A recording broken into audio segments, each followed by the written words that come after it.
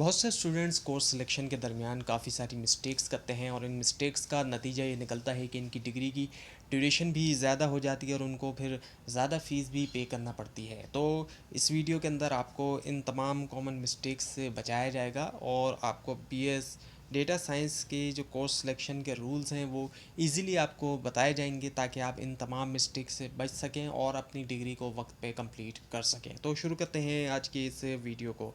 अब हम general rules की बात करते हैं तो जो पहला सेमेस्टर है वहाँ पे प्री सिलेक्टेड जो है वो कोर्सेज दिए जाएंगे और as a full time student, अगर आप फुल टाइम स्टूडेंट हैं तो आपको उन तमाम कोर्सेज़ को, उसमें जितने भी रिक्वायर्ड कोर्सेज हैं उन तमाम को आपने सेलेक्ट करना होगा ताकि आप वक्त पे अपनी डिग्री पूरी कर सकें। हाँ, कुछ इलेक्टिव होंगे वो ऑप्शनल होते हैं। इलेक्टिव और रिक्वायर्ड का अगर डिफरेंस आप ज़्यादा जानना चाहते हैं तो उसके लिए भी हमारी वीडियो मौजूद है। बहरहाल इनका फ़र्क यही है कि रिक्वायर्ड जो है वो आपको लाजमी तौर पर करना है और जो इलेक्टिव हैं वो ऑप्शनल होते हैं, तो उनमें चॉइस होती है कि एक की जगह दूसरा लिया जा सकता है। तो जितने भी रिक्वायर्ड कोर्सेज होंगे पहले सेमेस्टर में वो आपने तमाम जो है वो सिलेक्ट करना होंगे अगर आप डिग्री अपनी वक्त पे कंप्लीट करना चाहते हैं। तो उसके लिए अगर आप उनमें से कुछ एक आध को कोर्सेज को नहीं सिलेक्ट करते तो फिर आगे आप पे ज़्यादा बर्डन पड़ सकता है डिग्री वक्त पे कंप्लीट करने के लिए। और ये एक चीज़ है कि अगर आप फुल टाइम स्टूडेंट हैं तो फिर तो ज़ाहिर बात है फुल टाइम स्टूडेंट की तो डिग्री नॉर्मली तौर पे वक्त पे कंप्लीट होती भी नहीं है और उनको इतना ज़्यादा जो है वो फ़र्क नहीं पड़ता क्योंकि वो उनके लिए ज़्यादा जो है वो बर्डन जो है वो नहीं वो कर सकते, ले सकते स्टडी का।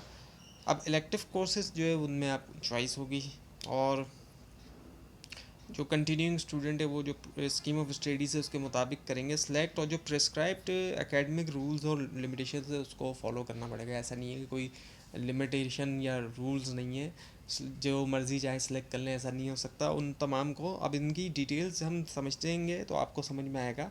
अब क्रेडिट आवर्स की हम बात करते हैं तो maximum 18 credit hours per semester के हिसाब से अलाउ है, यानी कि अगर 3 क्रेडिट आवर का एक कोर्स है जो कि ज़्यादातर पे कोर्सेज हैं तो 6 कोर्सेज बनते हैं 18 क्रेडिट आवर्स के हिसाब से, और 21 तक अलाउ होंगे कुछ स्पेशल सर्कमस्टेंसेस में। कुछ ऐसे सर्कमस्टेंसेस भी है डेफिशिएंसी स्टूडेंट्स वालों को 20 क्रेडिट आवर्स फर्स्ट सेमेस्टर में अलाउ होंगे जबकि 19 जो है वो सेकेंड सेमेस्टर के अंदर।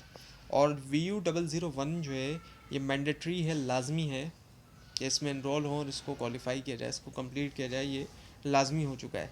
अब एडिशनल क्रेडिट रूल्स की हम बात करें तो एक्स्ट्रा कोर्स जो लास्ट 2 सेमेस्टर में वो रेक्टर की अप्रूवल रिक्वायर करते हैं और वो तब दिए जा सकते हैं जब CGPA 3 या उससे ज़्यादा हो। और फाइनल सेमेस्टर में 21 क्रेडिट आवर्स और साथ में प्रोजेक्ट या इंटर्नशिप भी दिया जा सकता है ऐसी सिचुएशन में कि जब तमाम डिग्री रिक्वायरमेंट्स कंप्लीट हो रही हों उसी सेमेस्टर में। तो कोशिश यही करें कि आप शुरू से 3 CGPA तक मेंटेन करके रखें अपनी CGPA, ताकि उससे फिर आप जो है वो अपनी डिग्री को जो है वो वक्त पे कंप्लीट कर सकें। अब मिनिमम एंड इम्प्रूवमेंट रूल्स की हम बात करते हैं तो जो मिनिमम कोर्स लोड है उसमें ये कि फ़ॉलो किया जाए स्कीम ऑफ स्टडीज़ को, और कुछ स्पेशल केसेस के अंदर मिनिमम लोड जो है वो 3 क्रेडिट आवर्स तक हो सकता है। अब ये मिनिमम लोड उनके लिए जो कि पार्ट टाइम स्टूडेंट हैं वो चाहते हैं कि कम से कम जो है वो लोड रहे।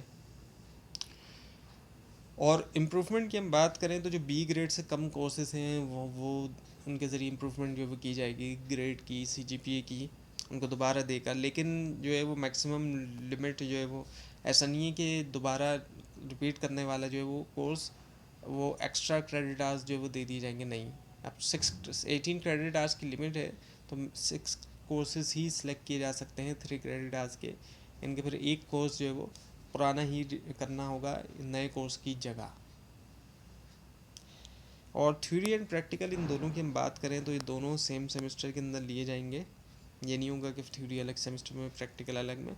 और फेल कंपोनेंट ही को फेल के तौर पे कंसिडर किया जाएगा, यानी कि अगर थ्योरी फेल हो गई या प्रैक्टिकल फेल हो गया तो जो फेल हुआ है वही दोबारा दिया जाएगा। अगर थ्योरी में आप फेल हो गए तो थ्योरी, लेकिन अगर आप प्रैक्टिकल में फेल होंगे तो सिर्फ प्रैक्टिकल।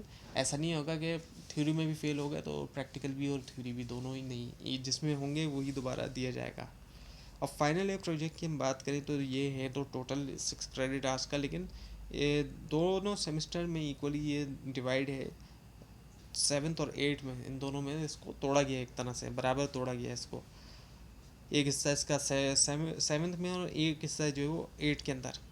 हर सेमेस्टर में 3 क्रेडिट आवर्स मौजूद हैं फाइनल ईयर प्रोजेक्ट के। अब जो एलिजिबिलिटी है, कब किया जा सकता है फाइनल ईयर प्रोजेक्ट?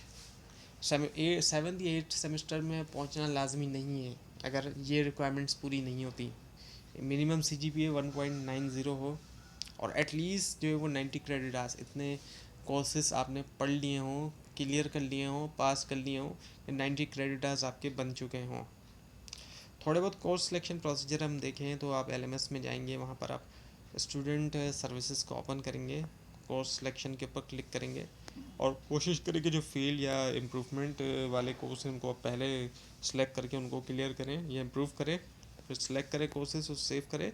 अच्छा, एक अहम चीज़ ये कि आप एक बार अगर सेलेक्ट कर भी लेते हैं तो बाद में भी उसको आप कर सकते हैं ऐड या ड्रॉप, जब तक डेडलाइन मौजूद है, और ये डेडलाइन हर सेमेस्टर के हिसाब से दी जाती है। इम्पॉर्टेंट कुछ चीज़ें हम देखते हैं तो जो फाइनल ईयर प्रोजेक्ट होगा वो एक सेमेस्टर तक उसको बढ़ाया जा सकता है, उसकी एक्सटेंशन दी जा सकती है लेकिन अप्रूवल के साथ। और जो मैक्सिमम ड्यूरेशन है डिग्री का वो भी अप्लाई होगा। मैक्सिमम 8 ईयर्स की ड्यूरेशन है 4 ईयर्स प्रोग्राम की, मिनिमम 4 ईयर्स और मैक्सिमम 8 ईयर्स, तो वो भी सामने रखी जाएगी। ये नहीं होगा कि 8 ईयर्स से ज़्यादा जारी है तब अलाउ कर दिया जाए, नहीं, 8 ईयर्स के अंदर ही। और जो कम कोर्स ले रहे हैं, जो बर्डन अपना कम रखना चाह रहे हैं, जो पार्ट टाइम स्टूडेंट्स हैं, उनको एक्स्ट्रा सेमेस्टर रिक्वायर्ड होगा लाजमी तौर पे, जो पार्ट टाइम स्टूडेंट हैं। तो इसीलिए जो फुल टाइम है उनको चाहिए कि जितने कोर्स उनको दिए जा रहे हैं पहले सेमेस्टर में वो तमाम सेलेक्ट करते हुए वो उसी के मुताबिक चलें। और एक्स्ट्रा सेमेस्टर से फिर एक्स्ट्रा कॉस्ट भी आएगी, एडिशनल बर्डन होगा। तो इसी वजह से रिकमेंडेशन ये है कि जो फुल टाइम रेगुलर स्टूडेंट है वो प्रेस्क्राइब स्कीम ऑफ स्टडी को फॉलो करें, जो VU के मुताबिक है कि कौन से सेमेस्टर में कौन से कोर्सेज हैं वो उसी को मुताबिक फ़ॉलो करें ताकि एक्स्ट्रा सेमेस्टर से बच सकें। और कंसल्ट करें स्कीम ऑफ स्टडीज़ को क्लैरिफिकेशन के लिए भी, और कोशिश की जाएगी कि आपको डिटेल में भी स्कीम ऑफ स्टडीज़ बताई जाए इस चैनल के ऊपर। तो ये थी आज की वीडियो। आपको इस बारे में कोई क्वेश्चन हो, खासतौर पर इसमें कोई मिस्टेक दिखाए तो ज़रूर हाईलाइट कीजिए। और इस पूरी सीरीज़ को देखने के लिए और कोर्स सिलेक्शन के बारे में मज़ीद जानने के लिए इस चैनल को सब्सक्राइब कीजिए, बेल आइकन के ऊपर क्लिक कीजिए। Thanks for watching this video and best of luck.